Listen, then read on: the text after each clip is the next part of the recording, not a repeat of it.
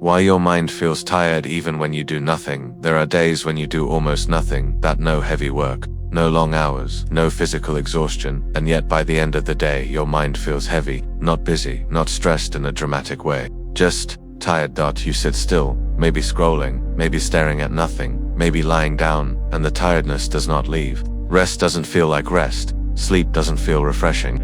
And the strange part is this: you can't point to anything you did that explains it. This kind of tiredness is difficult to describe, because it doesn't come from effort, it comes from something quieter, something invisible. Modern life has taught us to associate tiredness with action. If you worked hard, you deserve to feel tired. If you ran, lifted, built, or solved something difficult, exhaustion makes sense. But mental fatigue doesn't follow those rules. It doesn't care whether you moved or stayed still. It doesn't care whether your body worked. It accumulates silently, in the background, while you think you are doing nothing at all. Your mind is rarely idle, even when your body is. When you are doing nothing, your mind is often doing everything. It is checking, anticipating, replaying, preparing, judging, switching. Focus again and again without rest. The mind does not stop simply because the body has paused.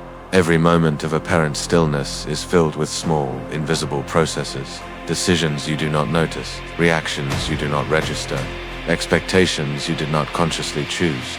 Should I reply now or later? Did I forget something? What should I do next? What if I miss something important? Each thought is light on its own, but together they form weight. This is one of the great misunderstandings of modern exhaustion.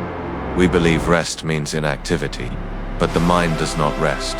Just because the hands are still, mental tiredness often comes from constant low-level engagement, not intense concentration, not deep focus, but a continuous state of partial attention. Your mind is never fully here, and never fully elsewhere. It is always slightly open, slightly alert, slightly ready, ready for messages, ready for information, ready for interruption. This state feels normal because it has become constant, but constancy does not mean harmlessness. Over time, the brain pays a price for being always available. Another layer of this fatigue comes from decision-making. You make far more decisions than you realize. Not big life choices, but tiny ones. Endless ones. What to check, what to ignore, what to respond to, what to delay, what deserves attention, what DOESN single quotes T. Each choice costs energy, even when it feels automatic. The modern environment is filled with options. Your brain is forced to filter constantly, and filtering is work. Even choosing not to choose is still a choice.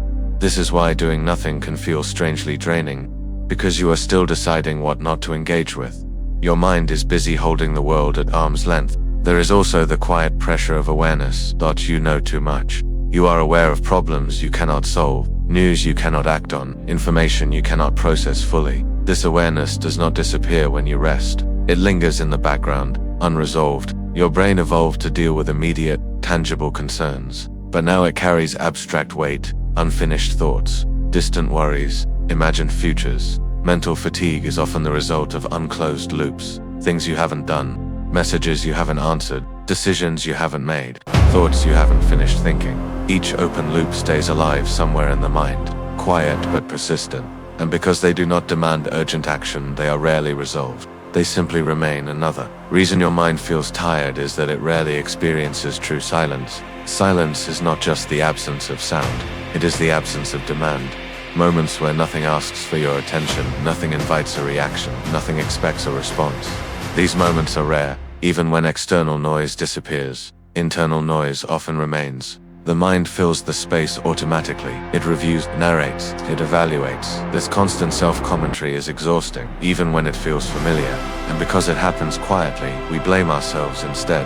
We think we are lazy, unmotivated, undisciplined. But mental fatigue is not a moral failure. It is not a lack of strength. It is often a signal that the mind has been active without recovery, that attention has been stretched without depth, that rest has been physical, but not cognitive.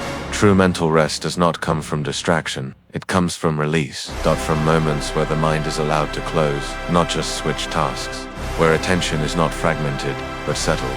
This is why some people feel refreshed after doing something simple and focused, walking, drawing, cleaning, reading slowly, and exhausted after hours of passive consumption. One feeds the mind, the other keeps it slightly hungry. Your mind feels tired because it has been awake for too long without sleeping. Even while you were awake, And perhaps the most important realization is this. Feeling mentally tired when doing nothing does not mean you are broken. It means your mind has been working in ways you were never taught to notice. The tiredness is not an enemy, it is information. A quiet message asking for something different, not more stimulation, not more effort but less noise, less urgency, less division of attention, not emptiness, but stillness. And when you begin to recognize that difference, something changes, the tiredness softens. Not immediately, but gently, as if the mind finally feels seen.